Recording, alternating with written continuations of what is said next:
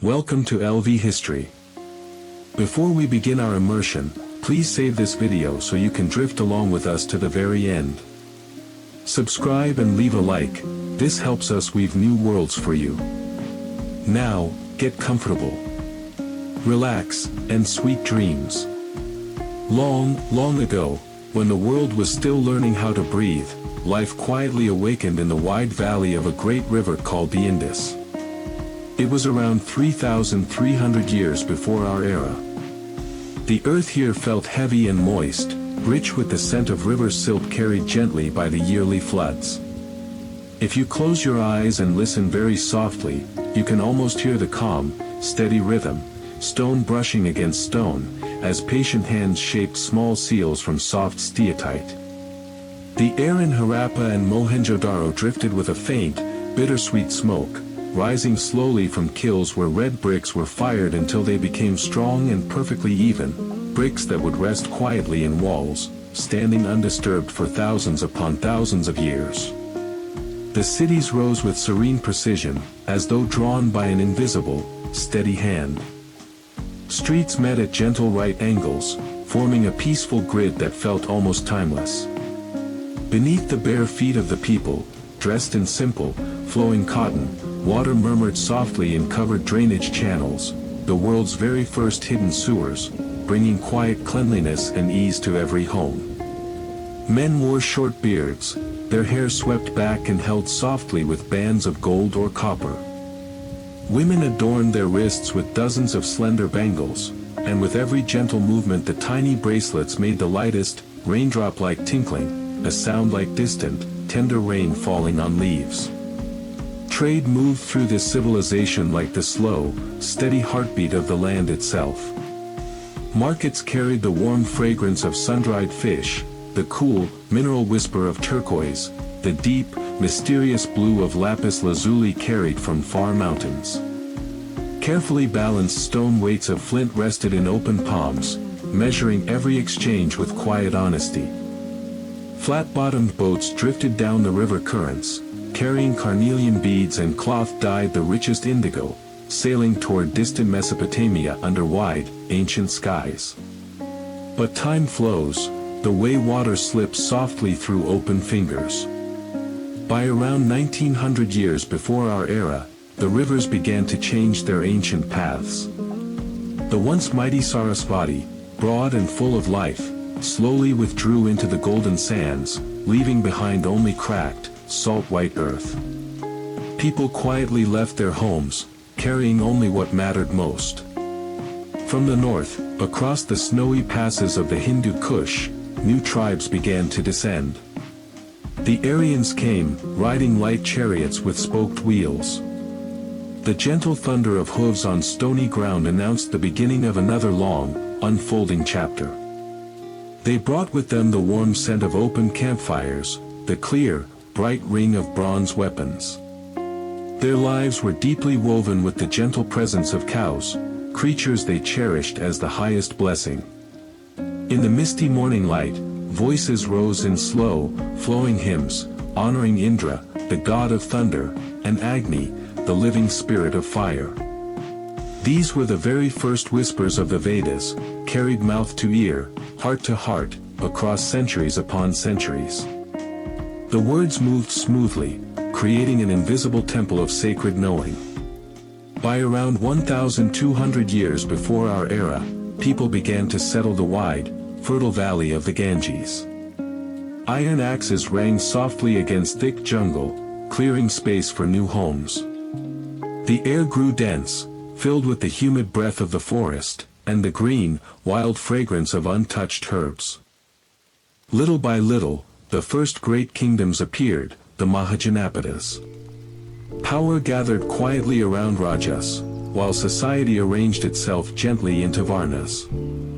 Brahmins in flowing white robes performed ancient ceremonies, pouring golden ghee into sacred flames. Kshatriya warriors drew bowstrings taut, preparing for the endless, quiet dance of small wars. And then, in the 6th century before our era, a deep, quiet longing arose. The old rituals no longer answered the heart's deepest questions. Wandering ascetics walked the dusty roads of India, barefoot, calm.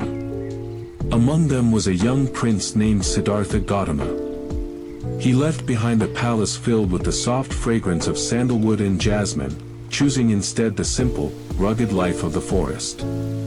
Years passed, and one clear morning, beneath the quiet branches of the Bodhi tree, as the morning star gently appeared in the sky, he awoke, became the Buddha, the awakened one.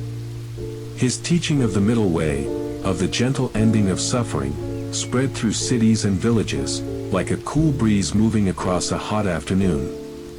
At the very same time, Vardhamana Mahavira walked the same dusty paths, quietly teaching Jainism, inviting people toward ahimsa, deep, reverent non-harm toward every living being. His followers wore soft cloth across their mouths, so they would not accidentally breathe in even the smallest insect, and they swept the ground before their feet with gentle care, so no ant would be harmed. The air around them was filled with the softest whisper of prayer, and the vast, peaceful silence of compassion.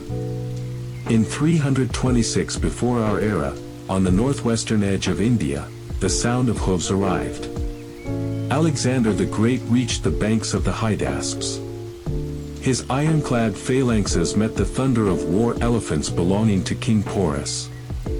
The great animals trumpeted, shaking the earth, while arrows whistled through the humid monsoon air. Alexander eventually turned back, but he left open a quiet door, a gentle bridge between the Greek world and the Indian world. Soon afterward, Chandragupta Maurya, guided by the sharp mind of Kautilya, wove the scattered lands into one vast empire. The capital, Pataliputra, was surrounded by enormous wooden walls crowned with 570 towers. In the palace halls, oil lamps glowed softly, lighting golden columns carved with birds. It was an age of strong rule, and laws written carefully in the Arthashastra. The empire reached its most radiant height under Ashoka. In 2601 before our era, after the terrible battle at Kalinga, the king stood on a field covered with the fallen. The smell of blood and the cries of the wounded moved through him like a deep wave. He turned away from violence, and embraced Buddhism. Across India, stone pillars rose, carved with edicts of Dharma, the law of righteousness. Atop the pillars, stone lions gazed calmly in all four directions. The voice of heralds carried the king's words of peace, tolerance, and reverence for all life. After the Mauryas faded, India became once more a patchwork of kingdoms. In the northwest, Greco-Indian kings minted graceful coins bearing the image of Athena. In the south, the kingdoms of Chola, Chera and Pandya flourished, their ships crossing the ocean, carrying pearls, pepper and gossamer muslin to the Roman world. In the southern ports, the air carried salt spray, cinnamon, and precious oils. In the 4th century of our era, the age of the Guptas began, India's golden age of culture. It was a time of calm and quiet flourishing. At Nalanda University, thousands of students studied mathematics, astronomy, and medicine. Poets like Kalidasa wrote verses sweet as honey, describing the beauty of the seasons and the tenderness of love. In the Ajanta caves, artists brushed colors onto wet plaster, creating images of bodhisattvas with gentle, sorrowful eyes. Inside the dim caves, the air smelled of damp earth and ancient pigment. Mathematicians of this time gave the world the concept of zero, and the decimal system. Astronomers, watching the stars in clear night skies, discovered that the earth turns upon its axis. Indian fabrics were prized across the world for their lightness. It was said an entire dress could pass through a wedding ring. By the 6th century, the Gupta Empire began to fade under pressure from the Hunna invaders. Once again, fragmentation returned, yet culture lived on. In the south, great temples of dark granite rose, their spires reaching high into the sky. In their sanctuaries, lit only by flickering lamps, Lord Shiva danced his eternal dance of creation and destruction. The temple walls were covered in endless carvings, gods, humans, animals and plants woven into one living pattern. In the 7th century, King Harsha briefly united the north, bringing peace on the edge of the sword and the tip of the pen. But after his passing, India entered an age of great dynastic struggles. The Rajputs, proud warriors of Rajasthan's deserts, built impregnable forts atop rocky peaks. The air there was dry and hot, and in the evenings, the sound of lutes drifted over the walls, singing of heroic deeds and loyal wives. At the same time, a new force appeared on the horizon. From the west, the first Muslim raiding parties began to arrive. In 712, Muhammad ibn Qasim reached the Indus Valley. The scent of desert and new faith mingled with the familiar aromas of Indian spices. It was the beginning of a long, complex meeting between two civilizations, one that would forever change the face of the subcontinent. By the 11th century, the air over the northern plains of India grew heavier, filled with a quiet sense of great change approaching. From the mountains of Afghanistan, where sharp winds blow, came the scent of dust and heated metal. Mahmud of Ghazni led his campaigns, and the thunder of thousands of hooves echoed through silent valleys. In that era the sounds of war were sharp, the ringing of bronze temple bells suddenly broken by the crash of falling walls. In captured cities, the air carried the smell of smoke and parched earth kicked up by the hooves of conquerors. Gold and precious stones, gathered over centuries in the shrines of Somnath, were carried away on swaying camels, their steady steps marking the rhythm of an ending age. By the end of the 12th century, in 1192, on the field near Tar-Ain, the fate of the north was decided. The air there was thick with the scent of sweat, blood, and damp grass. The Rajput army under Prithviraj Chauhan faced the forces of Muhammad of Ghor. The whistle of flying arrows and the heavy tread of war elephants created a cacophony that made the trees tremble in nearby forests. Ghor's victory marked the beginning of a new chapter, the founding of the Delhi Sultanate. In Delhi they began to build the Qutub Minar, a towering minaret of red sandstone, its carvings like prayers frozen in stone. In the shadow of this tower, the air carried the fragrance of freshly baked flatbreads, incense, and horse manure. Life under the sultans was strict and ordered. Alauddin Khilji introduced tight market controls. Officials checked weights and measures, and every deception brought harsh punishment. In those times cities smelled of grain stored in vast state granaries, and cotton dust in weavers' workshops. The clothing of the nobility changed, simple cloaks gave way to silk turbans and long robes embroidered with gold thread. In sultans' gardens, where water murmured in marble channels, imported roses bloomed, their sweet fragrance blending with the sharp scent of eastern spices. The 14th century brought the rule of Muhammad bin Tughlaq, a ruler both brilliant and contradictory. In 1327 he ordered the entire population of Delhi to move south to Daulatabad. Roads filled with the groans of people and the creaking of carts. The 700-mile journey was lined with those who could not endure the heat and thirst. The air along those roads smelled of death and hopelessness. Later, when the Sultan introduced copper coins instead of silver, markets flooded with counterfeits, and the economy shuddered like a tree struck by an axe. In the south at that time, the Vijayanagara Empire flourished, the city of victory. Its capital, Hampi, was encircled by 7 rings of walls. In the halls of the Vithala temple, columns were carved so masterfully that when struck they rang like musical notes. The air of Hampi carried the fragrance of jasmine and sandalwood paste with which priests anointed the god statues. Portuguese and Persian traders described markets where piles of rubies and emeralds lay on the ground like ordinary stones. In the evenings thousands of oil lamps lit the sky, turning the city into a reflection of the starry heavens. In 1398, from the north came a new storm, Timur. His warriors burst into Delhi, and the city sank into darkness for many weeks. The smell of ash and blood became the only remnant of the Sultanate's former glory. But life, like a sprout pushing through stone, continued to emerge. Great saints and poets of the Bhakti movement appeared, Kabir and Nanak. Their verses sounded in simple language, understandable to every peasant.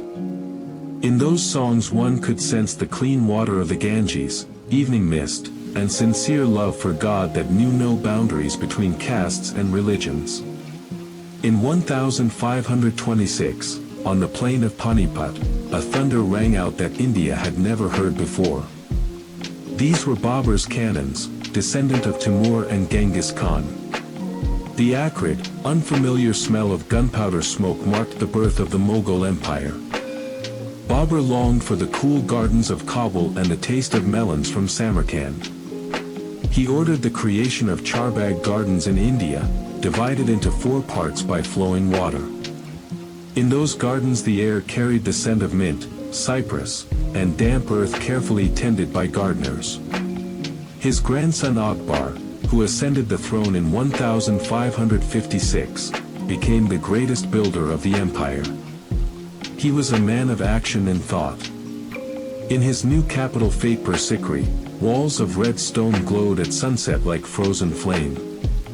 In the halls of discussion the air smelled of old manuscripts and strong tea. Akbar abolished the tax on non-Muslims and tried to reconcile all religions under one banner. His court was a place where artists painted miniatures with fine brushes of squirrel fur, and musicians played ragas that brought listeners to tears of delight. Under Jahangir the empire sank into aesthetic contemplation. The emperor loved nature and art. At that time the first English merchants began to arrive in India. In 1612 Thomas Roe appeared before the court, bringing the smell of the sea and English wool. But the Mughals were too absorbed in their beauty to notice the threat. Jahangir's wife Nur Jahan effectively ruled the state, and her presence was felt in the fragrance of rose oil, which legend says she discovered herself, noticing an oily film on the surface of a fountain. Then came the time of Shah Jahan.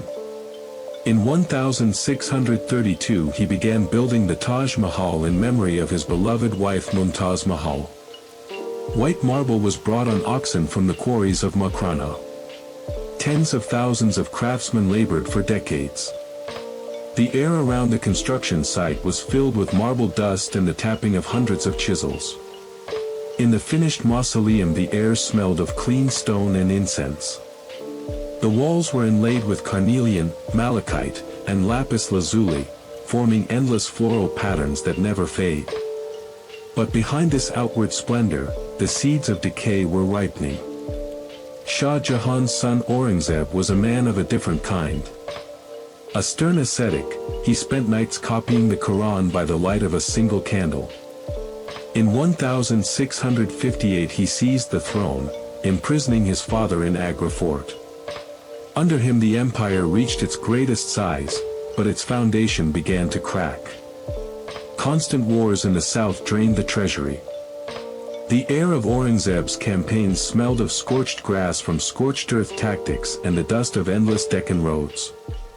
In the south and west the Marathas rose under the leadership of Shivaji. Their guerrilla tactics wore down the vast Mughal army. In the Sahyadri mountains the air smelled of wet rocks and wild forest, where swift Maratha horsemen hid. They believed in freedom and their land, and this spirit of resistance became the beginning of the end for the great empire. By the beginning of the 18th century, after Aurangzeb's death in 1707, the Mughal Empire began to crumble like dried plaster. Heirs drowned in intrigues. In 1739 the Persian Nader Shah burst into Delhi. The city knew horror once again. The famous peacock throne studded with diamonds and the Kohinoor diamond left India. In the empty palace halls wind blew, carrying the scent of dust of oblivion and the bitter smoke of dying fires. At that time on the coasts in the ports of Surat, Bombay, and Calcutta, men in red coats were already in full control, and the smell of sea salt mingled with the scent of gunpowder and greed. The 18th century in India was a time of long twilight and anxious dawns. The air over the subcontinent changed. To the familiar sense of sandalwood and river silt was added the sharp smell of cannon powder and the salty breath of the sea brought by European ships. After Aurangzeb's death in 1707, the vast Mughal Empire began slowly to settle, like a wall undermined by floodwaters. In Delhi, in the once lush halls of the Red Fort, now smelled of dampness and old paper. Governors of distant provinces, Nizams and Nawabs, stopped sending tribute, turning into independent rulers. In the west, the power of the Maratha Confederacy grew stronger.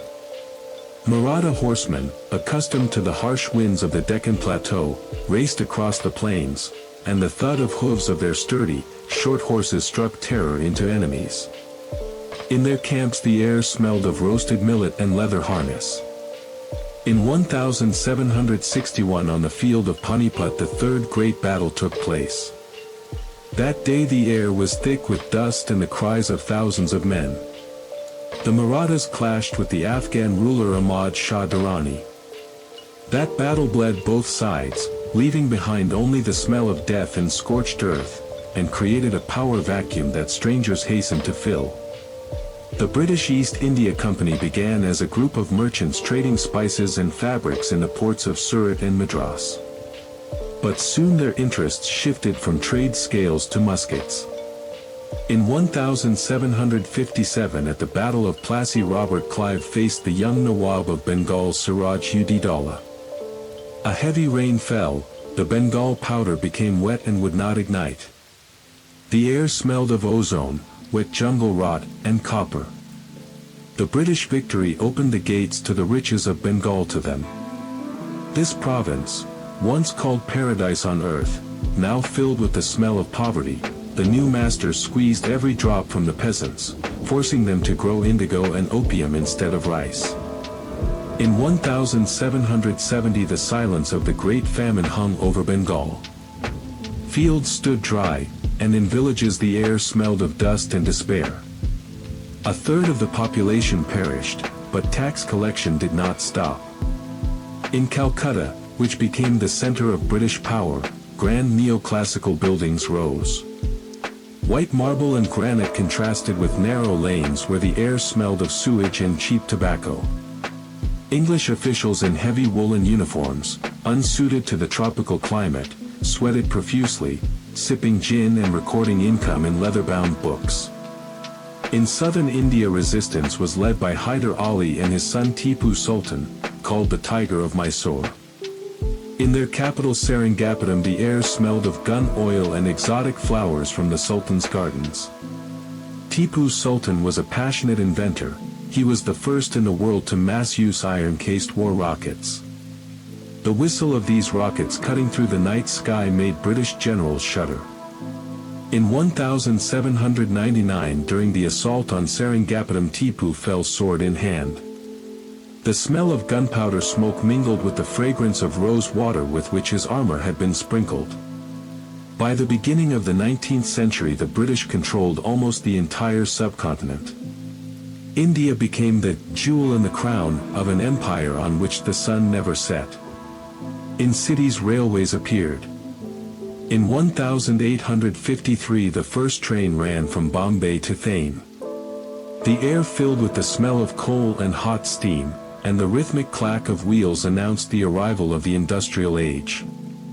Old castes and traditions began to collide with new orders. Tension grew like electricity before a storm.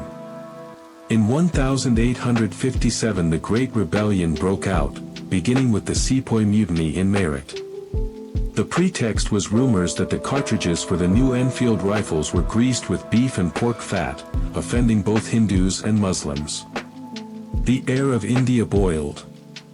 In Delhi, Kanpur, and Lucknow the air smelled of burning fires and gunpowder soot. The rebels proclaimed the old Bahadur Shah II, the last Mughal emperor. But the uprising was brutally suppressed. The British took merciless revenge. The smells of blood and ash lingered long in the ruined quarters. After these events, the East India Company was dissolved, and India came under direct rule of the British Crown. The era of the British Raj began. In Shimla, the summer capital in the Himalayan foothills, the air was cool and scented with pine. There the British elite held balls, trying to forget the sultry plains.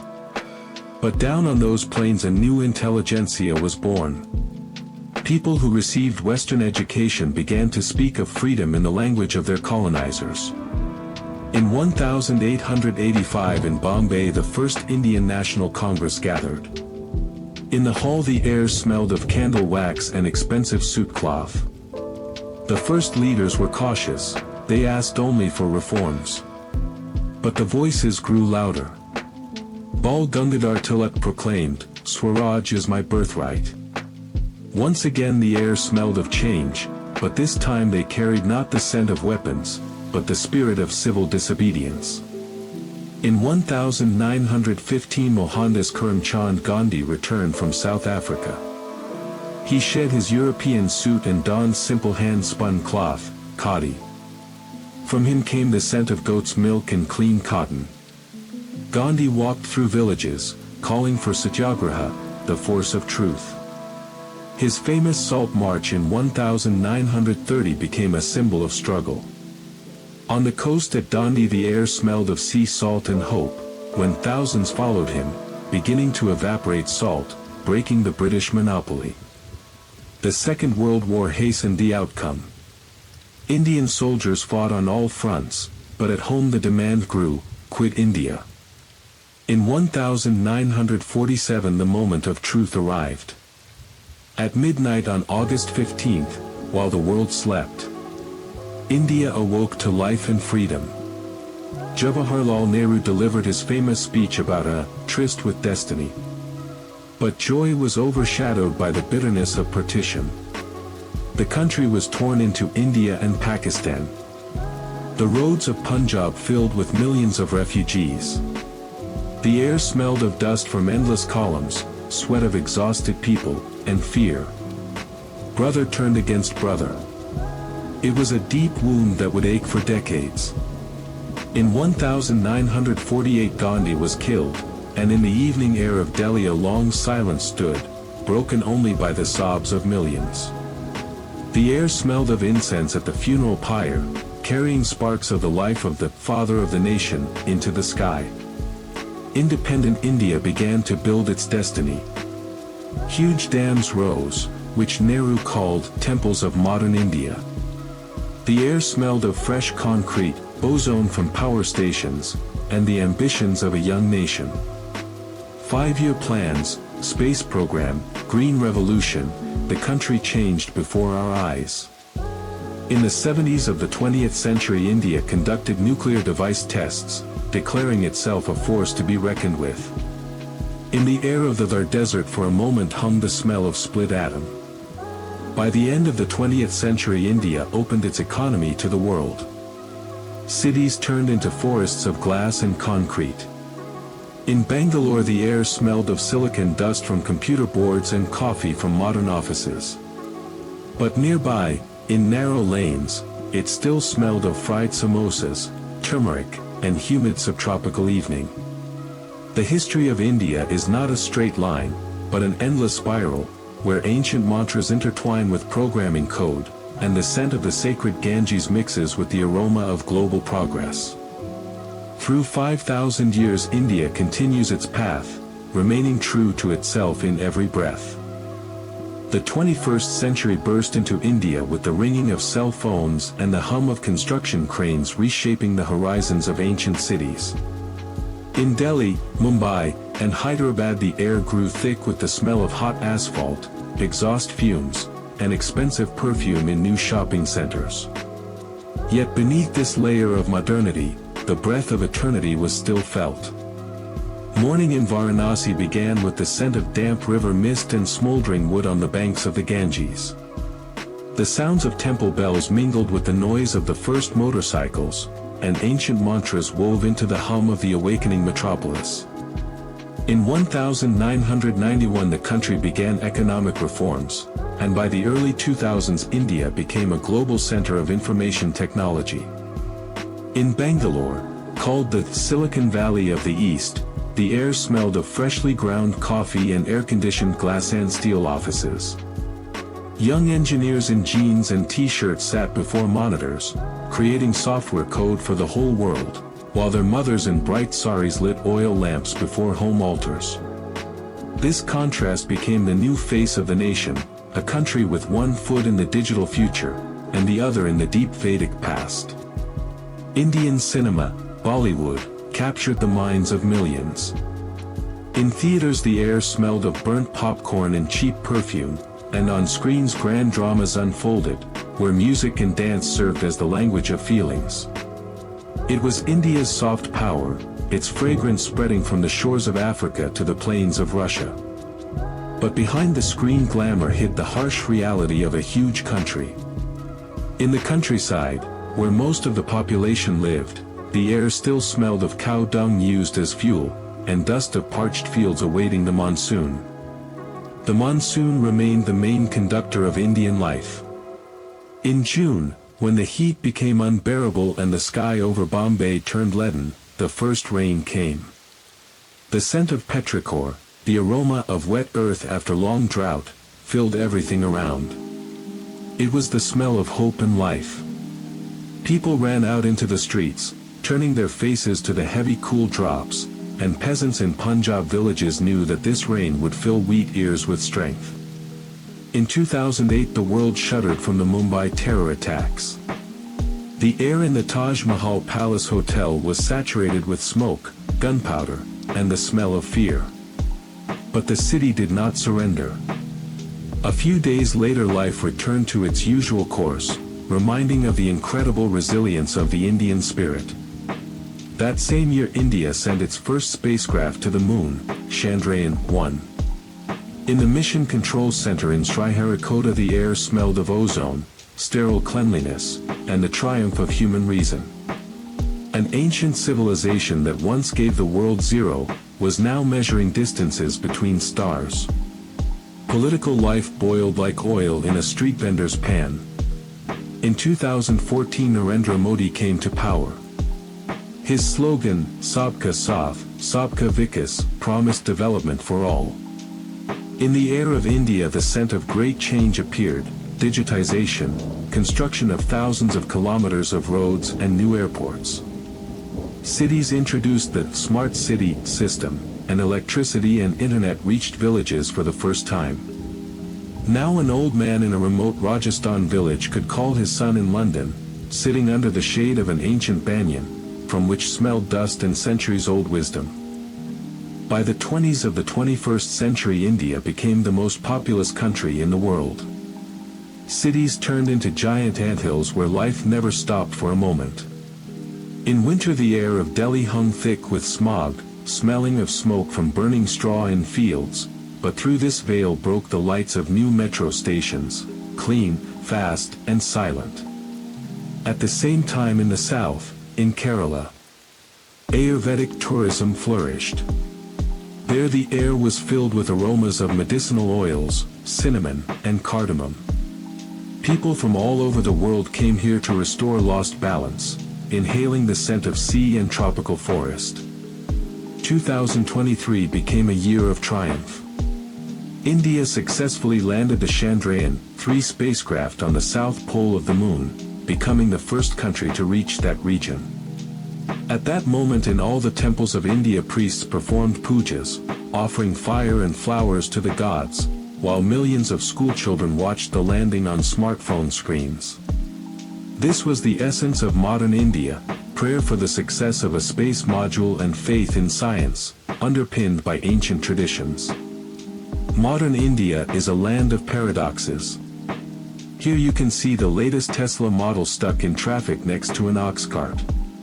Here in elite restaurants they serve molecular cuisine dishes, while across the road an old man brews masala tea, adding ginger and black pepper, and this scent, sharp, sweet, and warming, remains unchanged for centuries.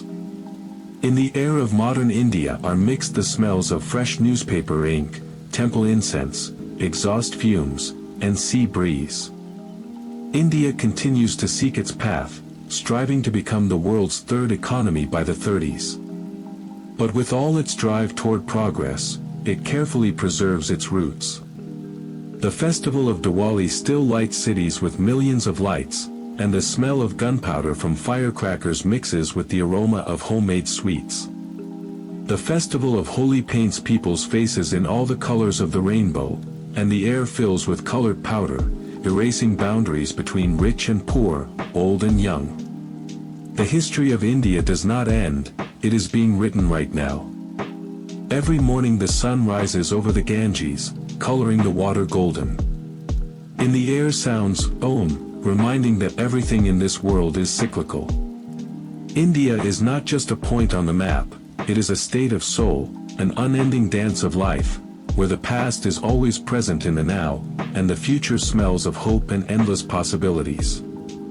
5,000 years of experience have taught this people the main thing, to accept change, without losing oneself. And in this calm acceptance lies its great strength, leading the nation through centuries toward new horizons. If we look at India as a single living organism, its nervous system will be the countless roads, paths, and railway lines that pierce the body of the subcontinent. In the middle of the 20th century, when the young republic was just learning to stand on its feet, these paths became arteries of new life. The air at stations of that time, from the massive Victoria Terminus building in Bombay to dusty stations in the depths of Bihar, was thick and multi-layered. In it mingled the smells of coal smoke from steam locomotives, heated iron, cheap bitty tobacco, and endless streams of hot tea carried in small clay kulhat cups. These cups were thrown underfoot after use, and they once again became earth, smelling of wet clay. Jawaharlal Nehru, the first Prime Minister, looked into the future through the prism of science and industrialization. In 1956 construction began on the city of Chandigarh designed by Le Corbusier. In the air of this new city smelled fresh concrete and the cleanliness of straight lines, a challenge to the chaotic charm of old India. It was an attempt to create a space where reason prevails over tradition. But India possessed an amazing property, it absorbed any novelty, coloring it in its national colors. Soon concrete walls were covered with bright posters, and in the shade of modernist columns settled vendors of roasted peanuts, whose cozy, earthy aroma returned architectural dreams to solid ground. The 60s brought India severe trials. In 1962 the border conflict with China in the icy heights of the Himalayas left a taste of bitterness and cold metal. In the rarefied mountain air smelled gunpowder smoke and burnt rubber of military trucks. 3 years later, in 1965, war began with Pakistan. India felt the weight of Cold War geopolitics. But it was in these difficult years that the Green Revolution began. Scientist M.S. Swaminathan introduced new wheat varieties, and soon the air over the fields of Punjab and Haryana filled with the scent of unprecedented harvest. It was the smell of victory over hunger, the aroma of satiety, that for the first time in centuries touched millions of peasant homes. In 1966 Indira Gandhi, Nehru's daughter, came to power. A woman with a strong face and a grey streak in her hair, she became a symbol of power and contradictions. From her offices in Delhi smelled strong tea and old wood of heavy desks. In 1971 India intervened in the conflict in East Pakistan, leading to the birth of independent Bangladesh. It was Indira's moment of highest triumph. However, soon dark times came inside the country.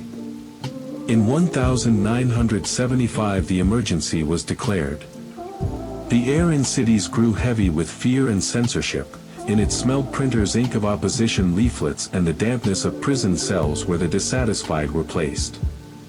But India is a country that does not tolerate long suppression. In 1977 democracy returned, washing away the stifling atmosphere of authoritarianism like monsoon rain washes dust from banyan leaves. The 80s were marked by growing internal tension. In 1984, the tragedy at the Golden Temple in Amritsar and the subsequent assassination of Indira Gandhi shook the nation. In those days, the air of Delhi smelled of burning fires and unbearable sadness. The country stood on the edge of the abyss, but endured, bound by centuries-old habit of coexistence. In the 90s, India made a sharp turn. After decades of socialist planning, the economy opened to the world. Foreign goods appeared in stores, and cable television in homes. The air filled with sounds of Western pop music mixed with Bhangra rhythms. Youth in Levi's jeans dreamed of careers in global corporations. In 1998, India officially became a nuclear power, conducting tests in the Rajasthan desert. That day, over the sands of there rose a cloud of dust, and the air for a moment became metallic and ringing with the realization of new strength.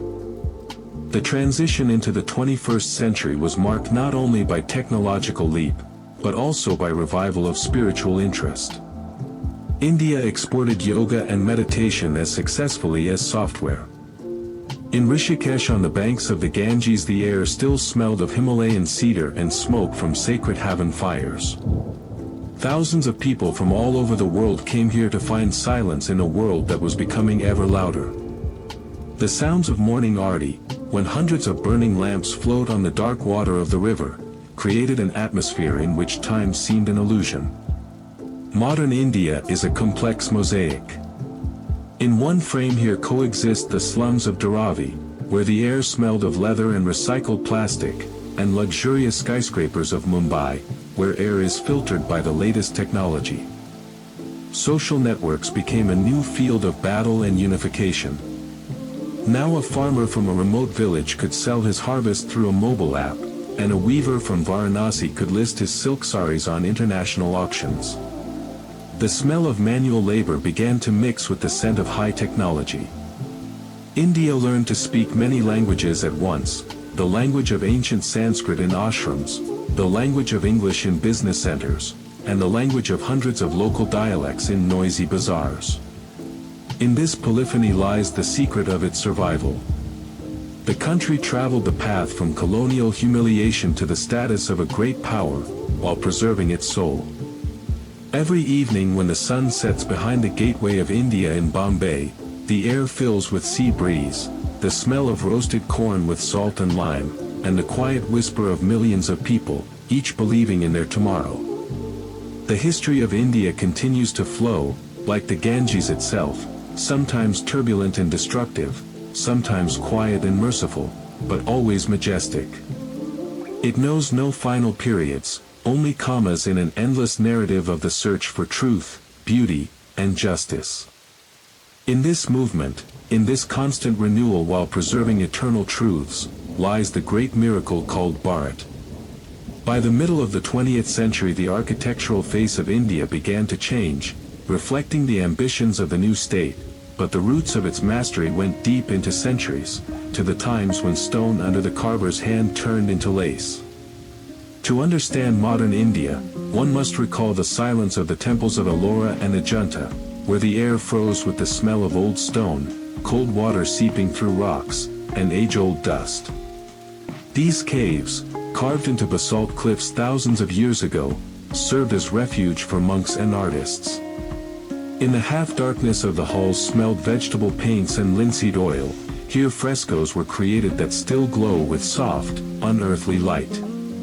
In the Middle Ages, this mastery flowed into the construction of great forts of Rajasthan. The air in Mauryan Fort, towering over the blue city of Jodhpur, was always dry and hot, saturated with the aroma of desert and heated stone.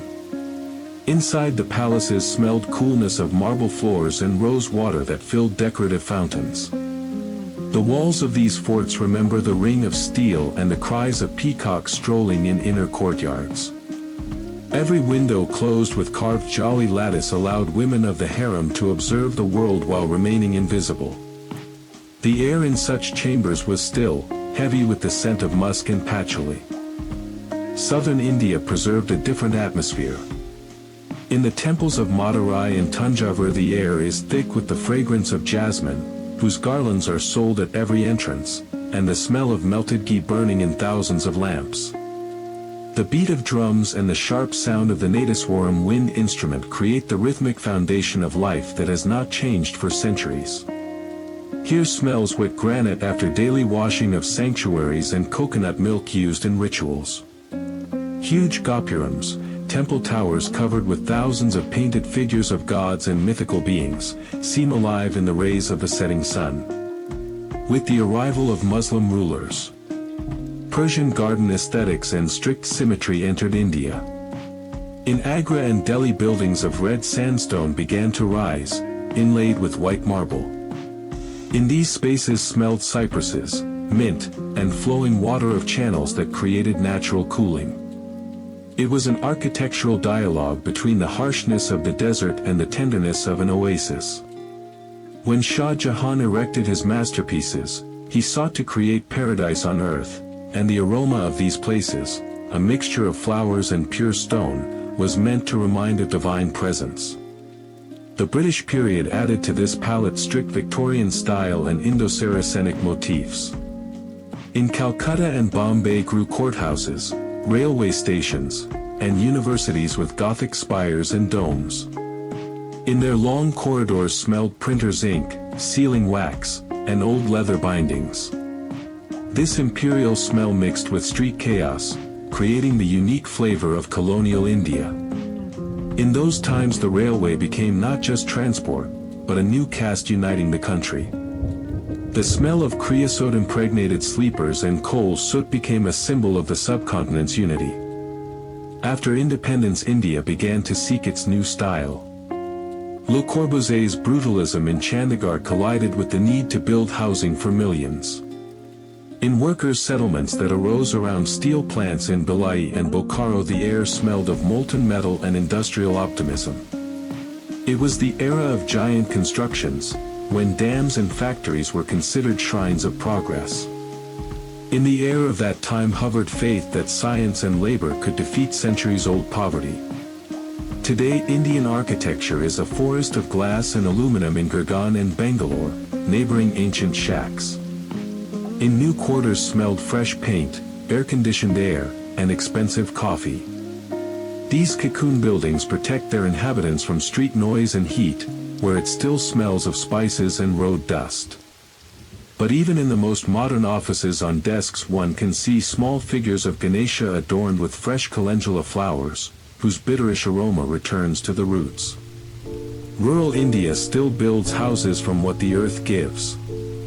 In Gujarat villages walls are decorated with mirror mosaic lip pan, which reflects the light of oil lamps, creating magical glow inside. In these homes smells dry straw, hearth smoke, and warm milk.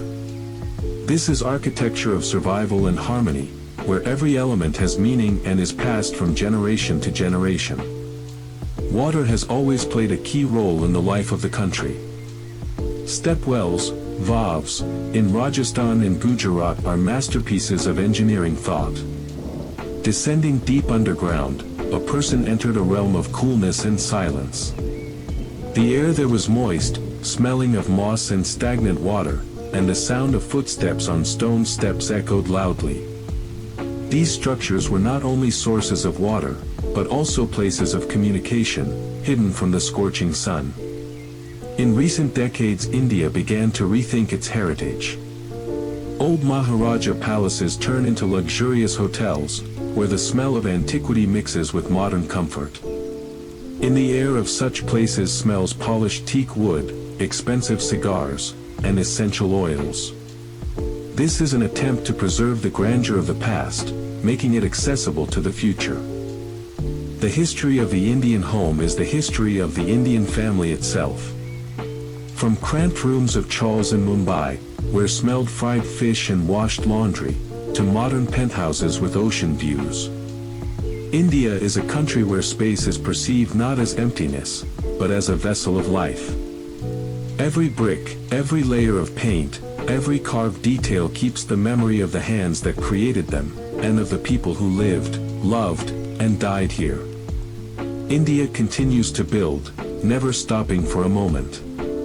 The tapping of hammers on endless construction sites is the rhythm of its growth.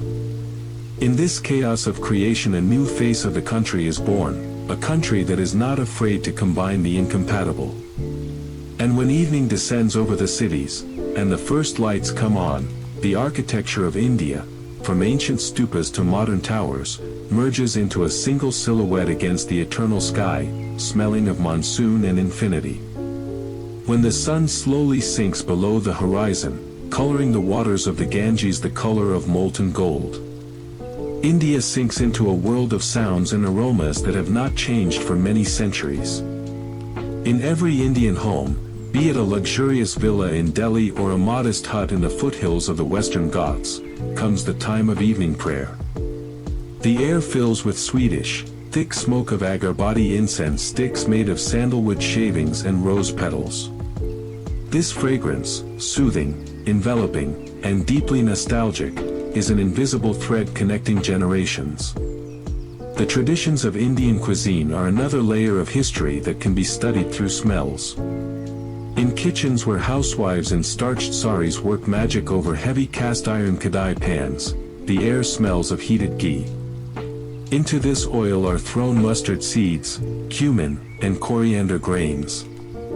The sound of their crackling is the first chord of the culinary symphony.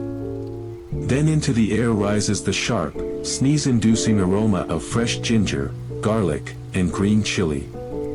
Each spice here has its own story. Black pepper was once valued more than gold and made European navigators undertake dangerous voyages around the world, while turmeric, smelling of dry earth and sun, served for centuries as both medicine and sacred dye. In southern states such as Tamil Nadu and Karnataka, the kitchen air is different. There prevails the tender aroma of coconut and the tart smell of curry leaves fried to crispness. In southern markets smells overripe mangoes whose skins burst with sweetness, and freshly picked coffee beans from cord plantations. Here breakfast begins with the sound of steam escaping from a pressure cooker where soft rice idlis are prepared. The smell of these idlis, sourish, yeasty, and clean, mixes with the aroma of spicy sambar soup in which pieces of morina and pumpkin float. Indian clothing is also part of its historical code. Silk from Varanasi, known as Banarasi, smells of dignity and celebration. When a weaver works at a handloom, the air carries dust from golden zari threads. These saris are passed from mother to daughter, keeping in their folds the smell of cedar chests and naphthalene, as well as memories of weddings where smelled jasmine and melted ghee. Men's clothing such as long kurta and cotton khadi dhoti smells of simplicity and the struggle for independence. Hand-spun cotton has a special aroma, the smell of fresh wind and honest labor, which Mahatma Gandhi preached. Festivals in India are explosions of color and feeling. During Diwali, cities turn into oceans of lights. The air on those nights smells of gunpowder from millions of firecrackers and acrid smoke of clay oil lamps diya. It is the smell of victory of light over darkness. On Holi the air becomes material from colored gulal powder. On that day smells starch, flowers, and bang drink offered in honor of Lord Shiva. The laughter of millions and the rhythmic beat of dal drums create an atmosphere of absolute freedom, where social boundaries are erased. Rural life in India moves to the rhythm of nature. In Rajasthan villages, morning begins with the sound of churns with which women churn butter in large clay pots. The air there smells of dry grass chewed by camels, and smoke from dung cakes on which food is cooked. This smoke, bitter and thick, is a characteristic feature of the Indian landscape. In Kerala state, on the contrary, life is connected with water. There smells stagnant canal slime, sun-dried salted fish on mats along the shore, and damp bark of cinnamon trees. Ayurvedic medicine, born in deep antiquity, still determines the lifestyle of many Indians. In the offices of Vaidya, doctors smells bitter herbs, roots, and castor oil. This smell has nothing in common with the sterile cleanliness of modern hospitals. It is alive, natural, and hopeful. People believe in the power of earth and plants, and this aroma, a mixture of neem, tulsi, and ashwagandha, accompanies a person from birth to old age. Sacred animals, first of all cows, are an integral part of urban and rural landscape. From them smells milk and hay, and their presence on the streets is perceived as something self-evident. In India, animals and people share one space, and this symbiosis creates a unique background of life. The sounds of cow bells mix with the cries of street vendors who sing out their goods, from ripe papaya to metal water pitchers. India is a country that never sleeps. Even deep at night in large cities, sounds of life are heard. The air of night Mumbai smells of ocean, gasoline, and fried pav bhaji that street cooks prepare. Night trains whistle through sleeping villages, and their headlights cut through mist smelling of dampness and night flowers. In this ceaseless activity one feels the enormous energy of a people accustomed to survive and thrive in any conditions. The history of India is the history of feelings. It cannot be understood only through dry dates and facts in textbooks. It must be inhaled, listened to, and felt with the skin. Every touch to an ancient column, every sip of spiced tea, every sound of a morning mantra, is a step into the depths of centuries. India teaches patience, compassion, and the ability to see beauty in the simplest things. And this lesson, smelling of earth, incense, and rain, remains with everyone who has ever touched this amazing land. When the morning of the 8th day of our narrative arrives, we will move into an era when great thinkers and warriors created the foundations of what we today call Indian identity. We will see how ideas of non-violence and justice were forged in the flame of wars and in the silence of forest ashrams. When the first rays of the sun touch the peaks of the Himalayas, the air fills with ringing purity. In ancient times, which chroniclers call the Vedic period, these mountains were considered the abode of gods, and their foothills were strewn with ashrams of rishi sages. In those distant centuries India smelled of freshly cut kusha grass spread for rituals, and melted ghee flowing into the sacred fire. It was around 1500 before our era. If you listen closely, you can catch the rhythmic recitation of Rigveda hymns, sounds that have not fallen silent in these valleys for 3,500 years. Words in Sanskrit flowed evenly, like the current of the Ganges, creating the invisible framework of Indian thought, order, truth, and law. Life in ancient settlements was unhurried and harmonious. The air smelled of campfire smoke on which simple flatbreads were baked, and the aroma of blooming shala trees. People of that time wore clothes of fine wool and undyed linen. Around 1800 before our era, when the Iron Age was just beginning its march, blacksmiths in northern valleys began forging the first plowshares. The smell of red-hot iron mixed with the scent of moist black soil that people wrested from dense jungles. It was the time of great land reclamation, when the silence of forests gave way to the tapping of axes and the lowing of fat herds. By the 6th century before our era, India became the arena of the greatest intellectual revolution. In cities such as Varanasi and Rajagriha the air was electrified with debates. In market squares, where smelled bitter ginger and dried amla fruits, crowds gathered to listen to wandering philosophers. It was then that Prince Siddhartha Gautama walked the roads of Magadha. In the forests of Uruvala, where the air was still and smelled of decayed leaves, he spent years in severe austerity. Later, under the Bodhi tree, when night coolness gave way to the warmth of dawn, he attained enlightenment. His teaching smelled of peace, like a lotus opening in clean pond water. At the same time the great grammarian Panini created the Ashtadhyayi, a work that forever fixed Sanskrit in its perfect form. In his study smelled dry palm leaves on which he scratched his rules with a stylus. The air around him was full of logic and mathematical precision. Thanks to him the language of the gods became a tool of science.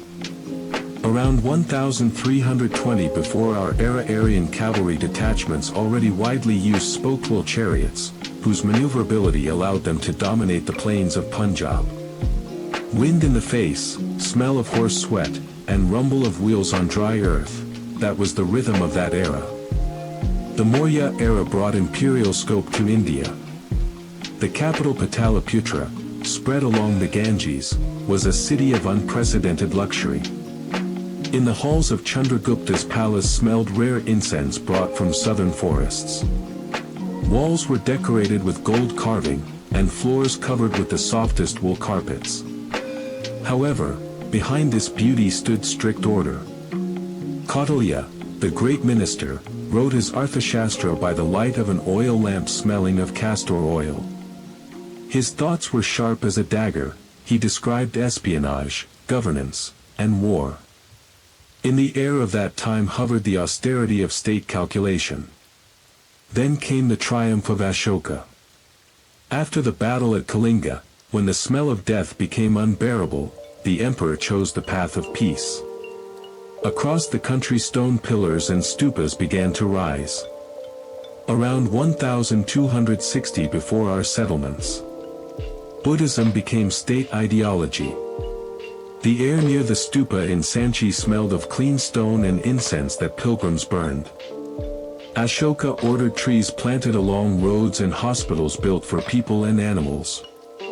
In the shade of these trees travelers inhaled the aroma of blooming mangoes and felt the ruler's care. It was a rare moment in history when power smelled of mercy. After the fall of the Mauryas, India faced waves of invaders, Greeks, Scythians, and Kushans. Kanishk, the great Kushan ruler, in the 1st century of our era united lands from Central Asia to the Ganges. In his capital Peshawar smelled dust of trade caravans of the Great Silk Road and exotic goods. At that time the art of Gandhara was born, where Greek canons of beauty mixed with Indian spirituality. Faces of Buddhas carved from grey schist had Greek features, and their robes fell in heavy folds. In artists' workshops smelled stone chips and fresh wax for models.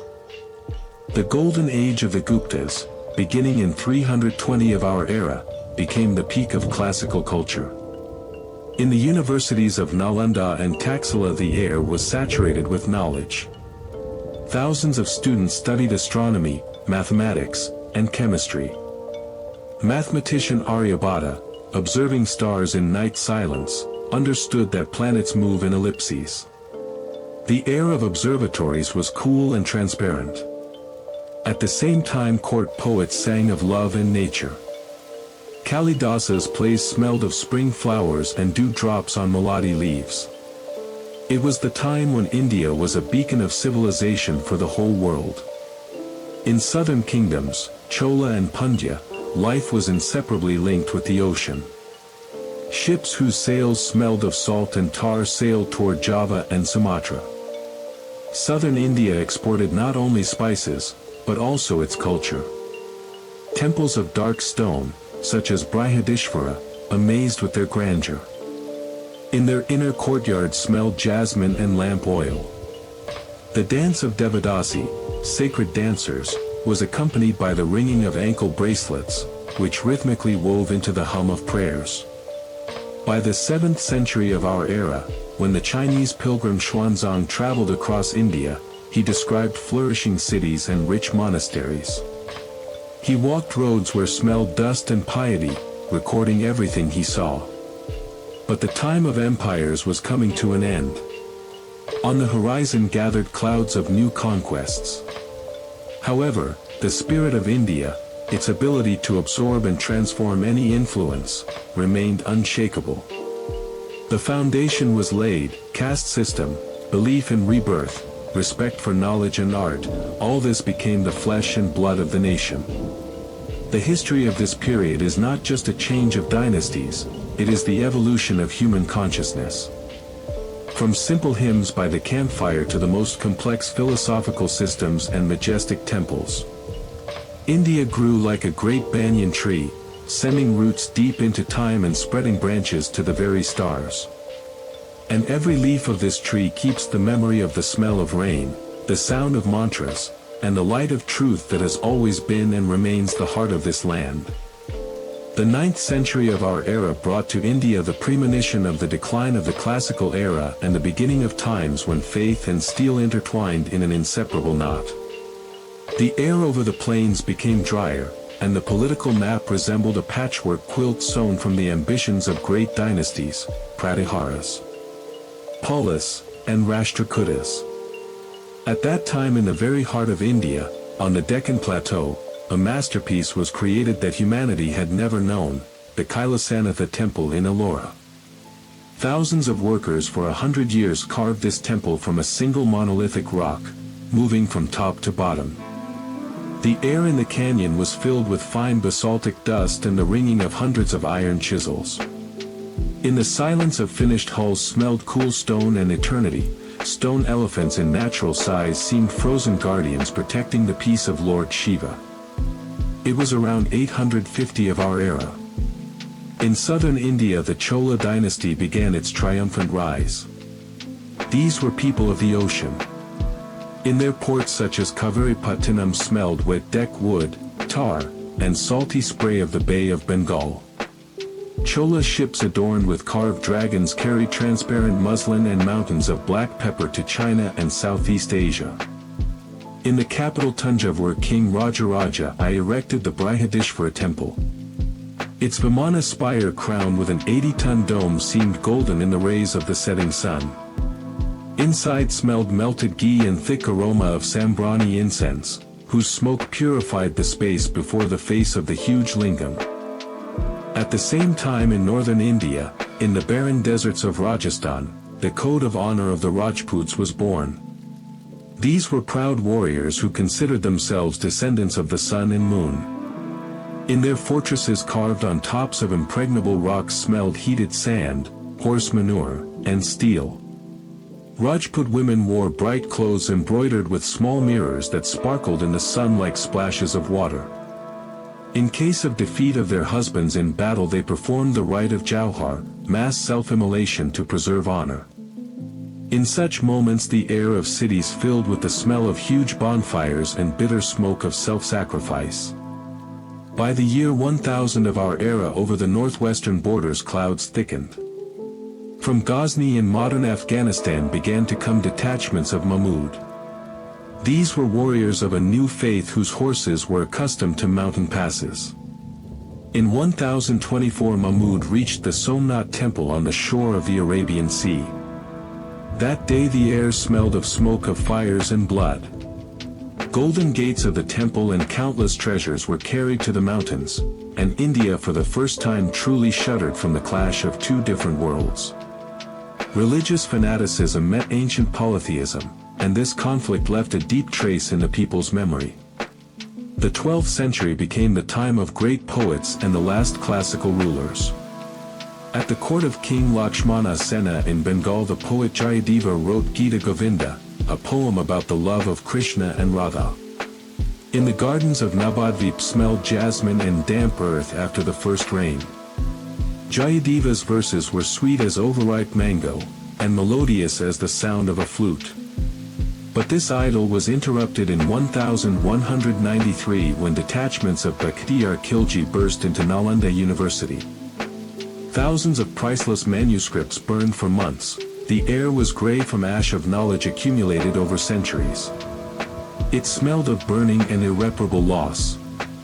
In the 13th century, Delhi became the center of the new sultanate. The first sultans, former Turkic slaves, built their power on the ruins of old kingdoms. Qutbuddin Aibak laid the foundation of the Qutb Minar, using stones from destroyed Hindu temples. In this construction smelled old lime and conqueror's triumph. The city of Delhi turned into a melting pot. In markets now smelled not only sandalwood, but also fried meat with cumin, Arab coffee, and Persian perfumes. New sounds were heard, the call of the muezzin to prayer mixed with the ringing of bells in remaining temples. In 1294 Alauddin Khilji crossed the Vindhya mountains and invaded the south, the Deccan. His warriors brought with them the smell of gunpowder.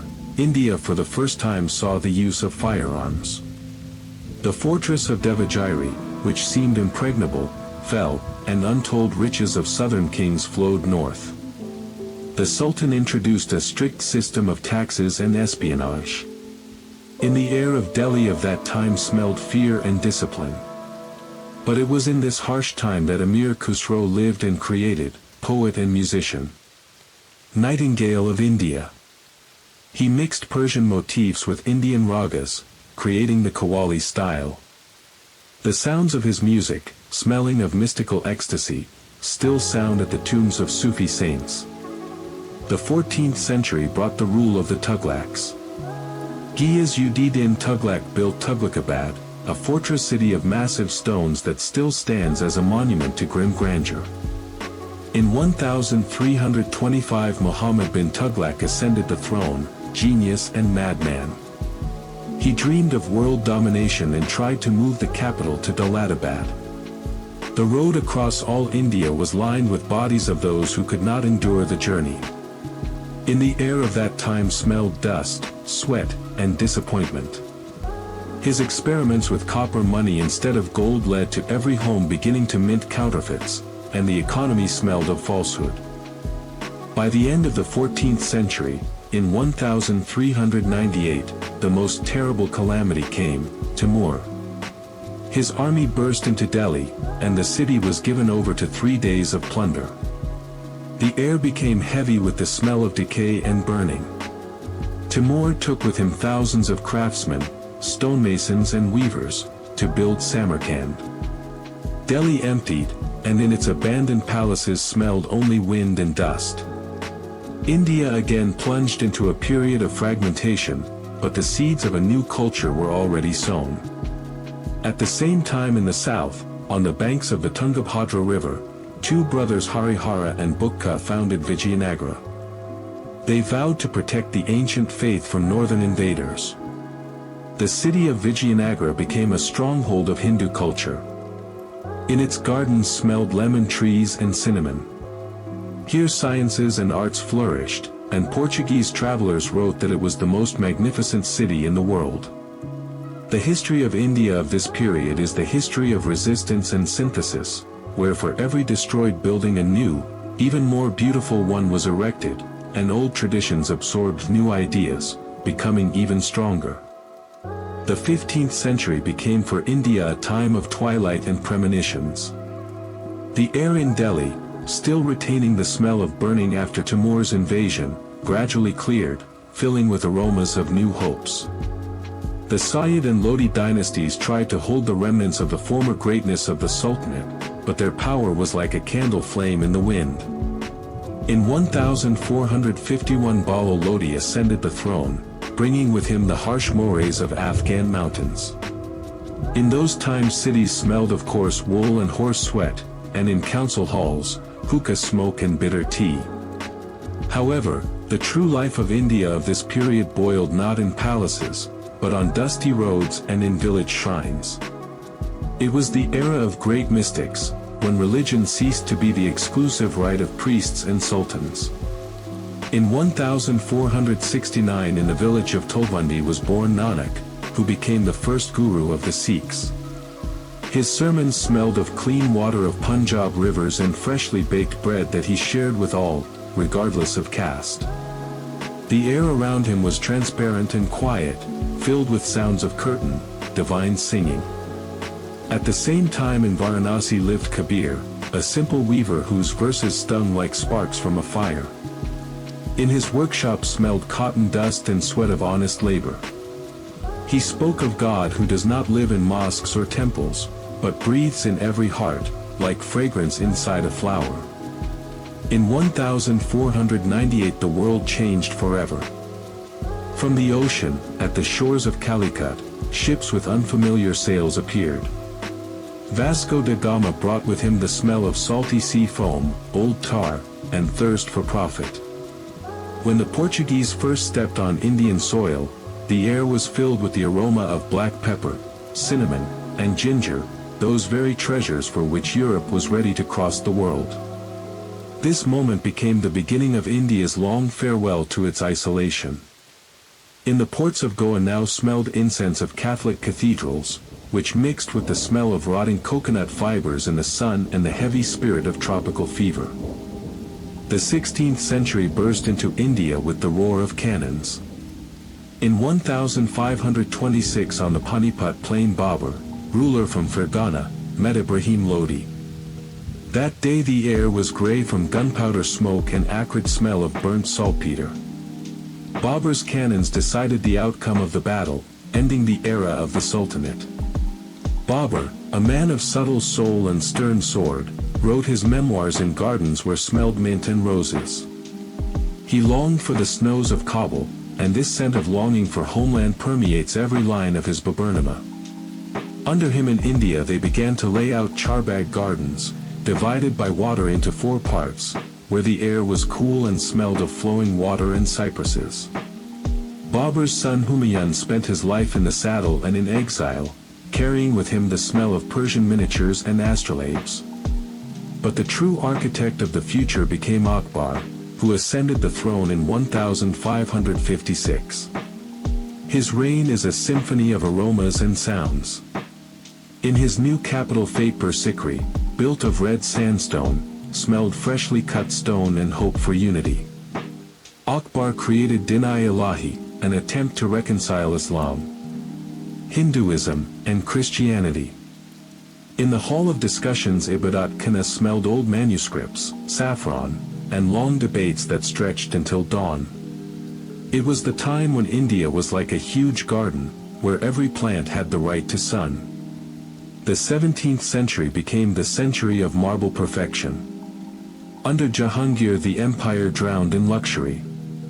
In the air of that time smelled amber and rose oil that Empress Nur Jahan loved so much. Jahangir was a passionate naturalist. He could watch the blooming of a bush or the flight of a bird for hours. His diaries smell of wildflowers of Kashmir and the fine brush of court artists. In 1632 Shah Jahan began erecting the Taj Mahal. For decades the banks of the Yamuna were shrouded in white dust from the best marble from Makrana. In the air stood ceaseless tapping of hammers and chisels creating a stone ode to love. When the mausoleum was finished, it smelled of silence and sorrow frozen in flawless forms. But behind this dazzling facade clouds were already gathering. The last great Mughal Aurangzeb, who came to power in 1658, was a man of duty and asceticism. Under him the court ceased to smell of music and wine. In the air reigned the smell of ink with which the emperor copied the Quran, and the scent of iron armor. He spent his whole life in campaigns to the south, trying to subdue the Deccan. The air of his camp smelled of dust of endless roads, scorched grass, and fatigue. Against him rose the Marathas led by Shivaji. In the western Ghats mountains smelled rain, wet rocks, and freedom. Shivaji, like a mountain lion, struck and disappeared, leaving behind the smell of gunpowder and legends. By the beginning of the 18th century the Mughal Empire began to crumble. After Aurangzeb's death in 1707 central power became a ghost. In 1739 Nader Shah from Persia burst into Delhi. The air of the city again filled with cries and the smell of blood. The peacock throne was taken away, and with it went the soul of the Mughal era. India turned into a battlefield for all, Marathas, Afghans, Sikhs, and Europeans. In Calcutta, Bombay, and Pondicherry the British and French built their factories. There smelled sea salt, tea, and opium. The end of the 18th century is a time of great losses and bitter changes. In 1799 Seringapatam fell, and the tiger of Mysore, Tipu Sultan, died in battle. The air above his body smelled of gunpowder and rose petals with which he loved to decorate his gardens. The British East India Company slowly but surely tightened the noose around the subcontinent's neck.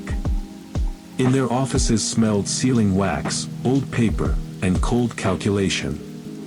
Weavers of Bengal, whose hands created the finest muslin, now starved, and the air in their villages was empty and bitter. History approached the threshold of the 19th century, the century of railways, telegraph, and great awakening. India prepared for a long struggle to return its soul. But before dawn came, it had to pass through the dark night of colonialism, where the smell of foreign domination would mix with the aroma of emerging national self-awareness. Every breath of this land, from the Hindu Kush to Cape Comorin, was already saturated with the will to live that did not fade for 5,000 years. The 19th century covered India with a thick shroud of British rule, bringing with it smells that were previously unknown to this land. In Calcutta, which became the capital of the Raj, the air was heavy with the aroma of coal. London's smog and dampness of brick buildings built in Victorian style.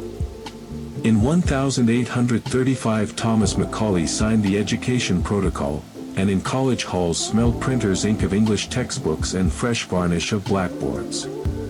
It was the time when ancient Brahmins began to wear European frock coats, and in their studies next to sacred Vedas lay volumes of Shakespeare and Mill. The smell of old paper mixed with the aroma of changes that many perceived with fear. The railway, which cut through the body of the subcontinent in 1853, changed the very rhythm of Indian breathing. The air at stations smelled of creosote, hot steam, and soot from locomotives. The rhythmic clack of wheels on rails became the metronome of the new era, connecting distant villages with noisy ports. But behind this outward progress bitter resentment was ripening. Peasants in Bengal, forced to grow indigo, choked from the smell of fermenting blue dyes in vats where their labor turned to dust. In 1857 this tension exploded. The sepoy uprising filled the air with the smell of gunpowder, burned estates, and bitter smoke of hope that drowned in blood. After suppressing the mutiny, India came under the direct rule of Queen Victoria's crown. In 1877 she was proclaimed Empress of India, and in Delhi a grand durbar was held. That day the air was thick with the fragrance of expensive perfumes of British nobility, elephant sweat, and dust raised by thousands of soldiers. It was splendor hiding the poverty of millions. But it was at this time in the shadow of British bayonets a new consciousness began to awaken. Ram Mohan Roy and other reformers brought the smell of fresh morning wind into the musty rooms of old traditions, calling for the abandonment of cruel rites and enlightenment. The 20th century began with the ringing of broken chains. In 1915 a man stepped onto the Indian shore whose appearance seemed fragile, but whose will was harder than steel. Mohandas Gandhi brought with him the smell of khadi, hand-spun cloth smelling of clean cotton and sun. In 1930 he led people to the sea. At Dandi the air smelled of salt and determination. When Gandhi lifted a handful of sea salt, he threw down a challenge to the entire might of the empire. In those years India smelled not of violence, but of patience. In ashrams smelled sandalwood and goat's milk, and in prisons where thousands of patriots sat, dampness and prayer. The Second World War brought new smells, the scent of aviation fuel and anxious radio reports. But the finale was predetermined. On August 15, 1947 the tricolor rose over the Red Fort. The air of freedom was sweet as jasmine, but in it was also a mixture of bitter ash. The partition of the country into India and Pakistan turned into tragedy. Millions of refugees walked dusty roads of Punjab, and the air around them smelled of fear, dust, and blood. Jawaharlal Nehru, standing at the microphone, spoke of a tryst with destiny, and his voice, smelling of nobility and fatigue, spread over the crowd that for the first time in centuries breathed full lungs. The Nehru era became the time of building temples of modern India, factories, dams, and power stations. In the air of that time smelled freshly laid concrete, ozone, and enormous ambitions. India learned to build its own airplanes and launch rockets. In 1974 in the Pokhran Desert an explosion thundered, and the smell of split atom declared to the world a new force. But next to atomic reactors it still smelled of melted ghee in temples and spices in markets. The country grew, stumbling and rising, passing through wars with neighbors and internal strife. In the 90s of the 20th century India opened its doors to the world.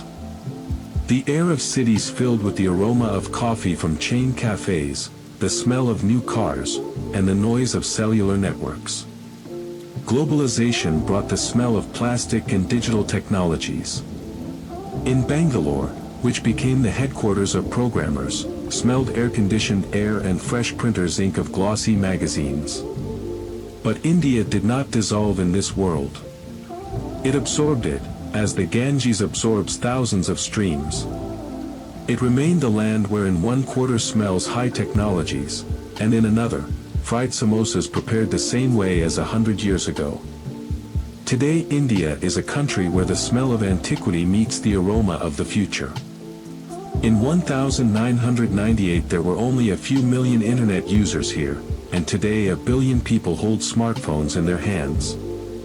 The air of modern India is a mixture of megacity exhaust, Mumbai sea breeze, and the subtle fragrance of incense that is invariably lit in every office before the start of the working day. It is a country that sent a spacecraft to Mars and at the same time remained faithful to its gods.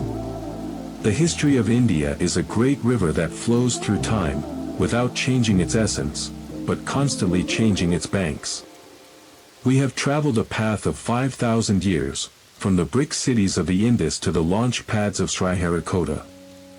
We have inhaled the aroma of Vedic bonfires, the scent of Mughal roses, the gunpowder of colonial battles, and the salt of Gandhi. India is not just a history of dates, it is a history of feelings, smells, and sounds. It is endless, like the sky over the Deccan, and deep, like the waters of the Indian Ocean. And while the sun rises over the Ganges, coloring the world in saffron tones, this story will continue, carefully preserving the memory of every breath of its land.